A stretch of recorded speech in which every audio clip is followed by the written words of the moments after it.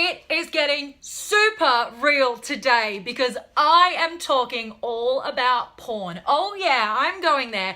And more specifically, I'm going to be talking about porn addiction. And I have something very controversial to say. So stay tuned.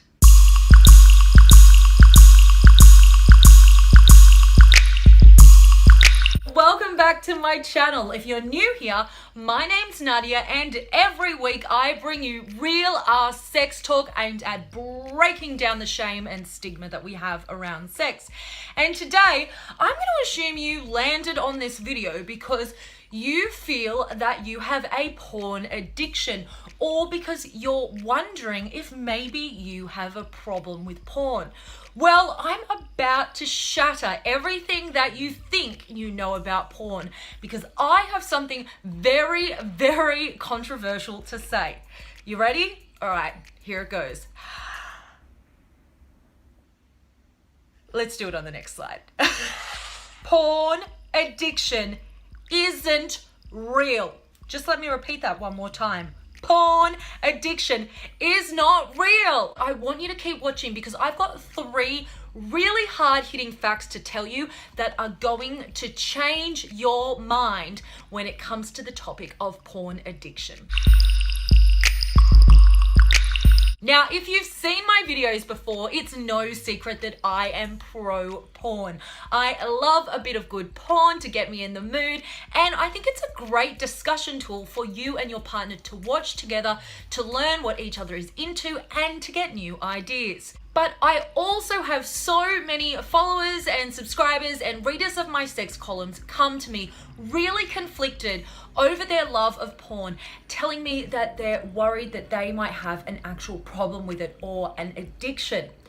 Now, what I want to say about that is where this whole idea of porn addiction comes from. It's basically telling people that there is a correct amount of time that we should be spending on watching porn. And if we spend any more time on that, then obviously there is something inherently wrong with us. And this is what I can't stand about our sex phobic society. The majority of society is still very ashamed of talking about sex and acknowledging sex and the fact that we have sexual desires as human beings. And here is the first really interesting fact about that. They did a study in 2015 that found that most people had determined that they had an addiction to porn, not based off the amount of porn that they watched, but based off their religious and moral beliefs. In other words, it was a socially constructed thing.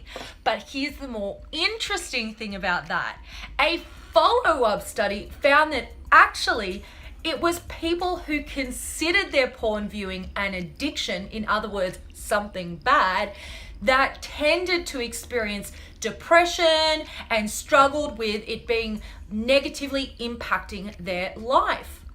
On the other side, people who were watching just as much, if not more porn, but didn't see it as being a problem, actually did not incur any negative life impact or depression as a result of it. And that's what's really interesting, and for me, I think really points out that whole idea of our society having that shame around sex and porn addiction and sex addiction for that matter, but that's for another video, being a socially constructed idea. One of my favorite sexologists, Dr. Chris Donahue, recently wrote a column about the idea of porn addiction and why it's so flawed.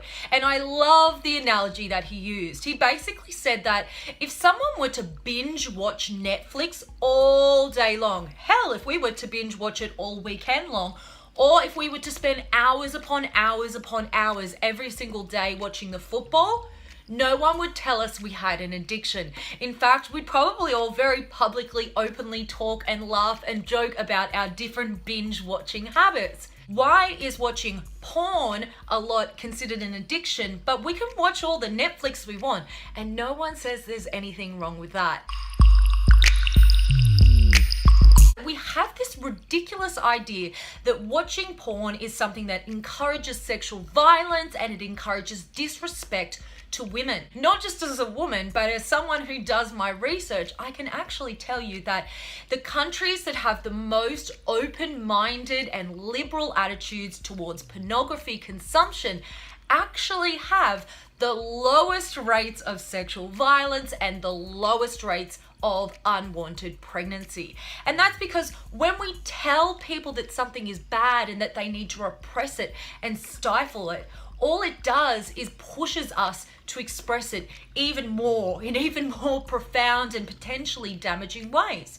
So if we were to just accept that actually there's nothing wrong with watching porn, think of how much we could improve the quality of our sexual health and mental well-being. If you watch a lot of porn, there is nothing wrong with you. Go ahead and relish in the experience. And while you're at it, go ahead and relish in the experience of masturbating too. Because let's face it, most of us masturbate when we watch porn. The benefits of masturbation, and in fact, the benefits of being confident in your sexuality are so great that I really can't think of a reason not to. I know it was a bit of a controversial one today, but as you guys know, I definitely am not one to shy away from controversy. So let me know in the comments down below. Do you completely disagree with what I said today, or do you agree? What's your opinion on porn? And if you're brave enough to share it here, which I would love you to, tell me, what is your porn consumption? Do you like to watch porn a little bit every day or a lot every day? And have you been told that your porn watching is inherently wrong? I would love to know. And as always, if you're not subscribed to this channel and you want to open your mind about sex and get more awesome sex education, then go ahead and click the subscribe button for more free sex advice and sex talk every single week. All right, guys, until next time, I will see you later. Mwah.